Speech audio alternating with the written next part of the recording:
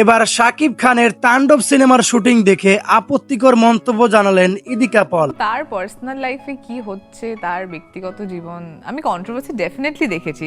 এর আগে বেশ কয়েকটি সিনেমায় ইদিকা পলকে আমরা শাকিব খানের সঙ্গে দেখেছিলাম। আবারও তাণ্ডব সিনেমায় শাকিব খানের সঙ্গে জুটি বেঁধে কাজ করার কথা বলছে ইদিকা পাওল। ভালো করে খেয়াল করলে দেখবেন শাকিব খানের সঙ্গে ইদিকা পাওল যতগুলো সিনেমা করেছে এই প্রত্যেকটি সিনেমায় ছিল সুপারহিট। প্রিয়তমায় কাজ করার পরে সর্বশেষ বরবাদ সিনেমায় আমরা শাকিব খানের সঙ্গে ইদিকা পলকে দেখতে পেয়েছিলাম। কিন্তু এবারে তাণ্ডব সিনেমার শাকিব খানের নায়িকা হিসেবে জুটি বেঁধে কাজ করতে চেয়েছিল ইদিকা পাওল, কিন্তু তাণ্ডব সিনেমার নির্মাতা রায়হান রাফি সেটা সম্ভব হতে দেয়নি। দর্শক এই জুটিটাকে অনেক অনেক অনেক ভালোবাসা দিয়েছিল।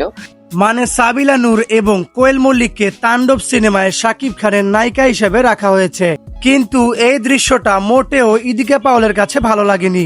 সে চেয়েছিল শাকিব খানের সাথে আরো কয়েকটি সিনেমা করার জন্য, যেটা রায়হান রাফির জন্য সম্ভব হয়ে ওঠেনি। তবে সামনে কোনো সিনেমায় ইদিকা পাওলকে আমরা শাকিব খানের বিপরীতে আবারও দেখতে পারবো।